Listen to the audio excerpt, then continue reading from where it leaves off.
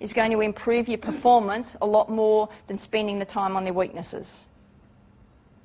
We tend to forget about their strengths. Sometimes we don't spend enough time on that. Reward effort as much as outcome. Let's go back to that growth mindset. We need to be concise. They don't want to be standing around listening to you. So less frequent feedback. Again, have the situation where they get the feedback from the task, or where you start to ask them questions and they work it out, and then you give your opinion. But before giving feedback, we need to decide, was it a good decision and good technique? Was it a good decision but poor technique? Was it a good decision but good technique, poor decision, poor technique? By technique, I'm talking execution, before we actually comment so that they can learn from it. Just a couple of things to finish up. Reps, again, is another guide as far as Daniel Coyle, so from Talent Code, is concerned. I just want to go through his 4 examples with this. So it's reaching and repeating. Does the practice have you operating on the edge of your ability, reaching and repeating? Again, it's going back to, are your players in their comfort zone, or are you challenging them? How many reaches are you making each minute or each hour? So when you devise a particular activity or drill, first of all, for each player, how many opportunities do they have to practice or to learn? Are they in the comfort zone, or are they having to extend themselves? So one example here, it might be a football team video meeting. So Coach A selects one player. So I turn around and go, okay, Balin, I want you to watch this and then tell me X. Compared to, I turn around to the team and say, okay, I want to watch this, and then I'm going to select someone to tell me why. So in the first one, Balin knows, hang on, I've got to be awake and I better watch it, and everyone else can fall asleep. In the second scenario, because I haven't said who I'm going to ask, everyone's on their toes trying to watch in case I turn around and say, Brad, what's such and such? So again, just the language or how you do it, as far as we don't want them to be in the comfort zone. We still want it fun and challenging. Engagement. Is the practice immersive? Are they going to get bored after a couple of minutes? Are there too many players so the people out here are getting cold? Does it command your attention? Does it use emotion to propel you toward a goal? So again, I've got a player trying to improve their 3-point shot in basketball. Coach A asks the player to take 20 shots at the end of practice. Or we can have another coach who asks the player to shoot 5 consecutive successful shots. If they miss, they have to start again. Which one's going to be more effective?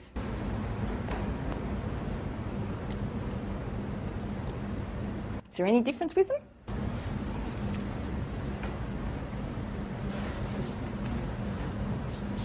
Depends if he's any good. If he's no good, B, he'll be there all night. So what's that going to mean, though? So again, I would have, if he wasn't very good, I might not pick 5, I might pick 3, or I might pick 2. So you'll vary as far as the target is concerned. But what's the other thing about the second one? Puts them out of their comfort zone. Okay, you get a result, you make them accountable. You put some consequences on it. I take 20 shots. Coach hasn't said, I can get 0, it doesn't matter. I've done my 20, I can go home now. The key principle there is that it builds the pressure as they get closer to the target. So shot 1, if they miss, too bad. Shot 2, they're closer. Shot 3, they're closer to the game. There's more pressure on shot 4, because if they miss shot 4, they've got to go back to the beginning. So, and that's where you're looking at players executing skill under pressure. So it's adding an environment. And if your athletes are practicing their skills under pressure at training, then when there's 4 minutes on the clock and they need to try to win, that's where this sort of practice comes into play. Again, Tiger Woods was doing this sort of practice since he was 4 or 5 years old. In terms of how many putts in a row could he hit before the end of at the end of practice, and he could hit up to 60 or 70 putts consecutively in a row. And Without missing out. And that's where, at times, if you've got a goal kicker and we've got training and you stop, whatever it is, and you put him under pressure, as far as you kick this and whatever the circumstances may be. Because if he's going to be your goal kicker and is under pressure in a game, you need to instill that. How do we devise sessions to put him under pressure? Same with some of your playmakers. So are we thinking about developing activities and tasks so that we can do this? Does the task directly connect to the skill you want to build? So again, we need to have a look as far as, are we taking the easy option with what it is? So again, Team A practices free throws at the end of a practice. Each player shoots 50 free throws. Team B practices free throws during a scrimmage, so each player has to shoot them while exhausted and under pressure. So we need to think about how can we get what happens in a game in as far as what we're doing as far as our practices. So in other words, the learner always knows how they're doing, ideally.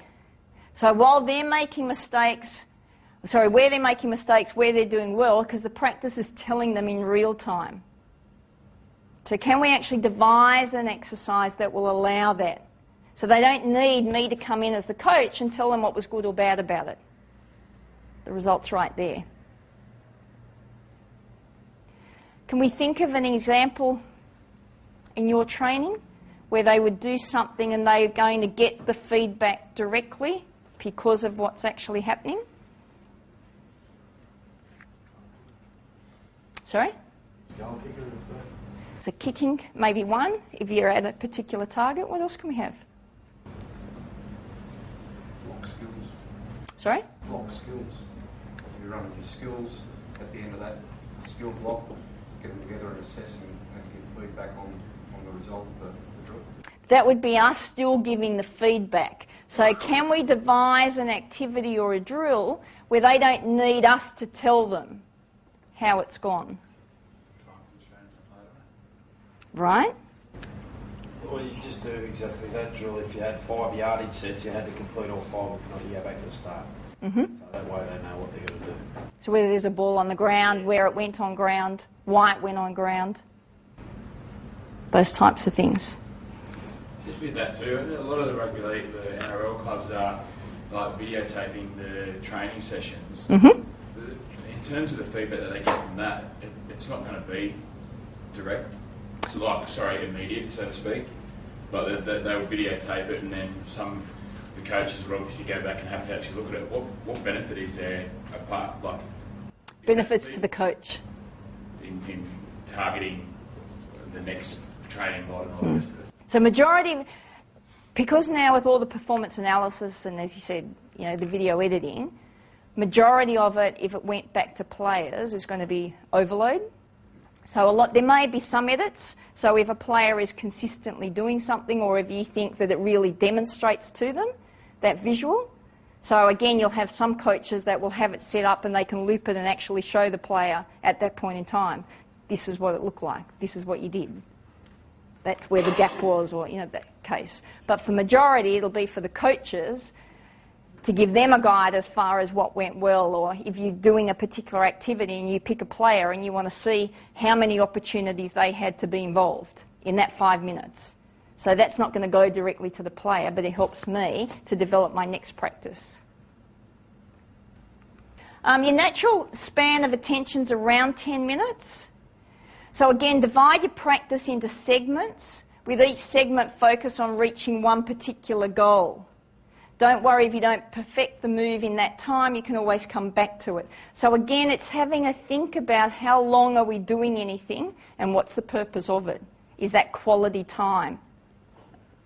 Again, it goes back to that growth and fixed mindset. Show me a guy who's afraid to look bad and I'll show you a guy I can beat every time.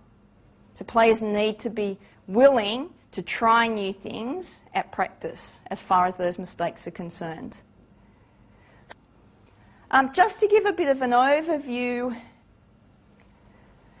again we had that growth mindset So really emphasising effort,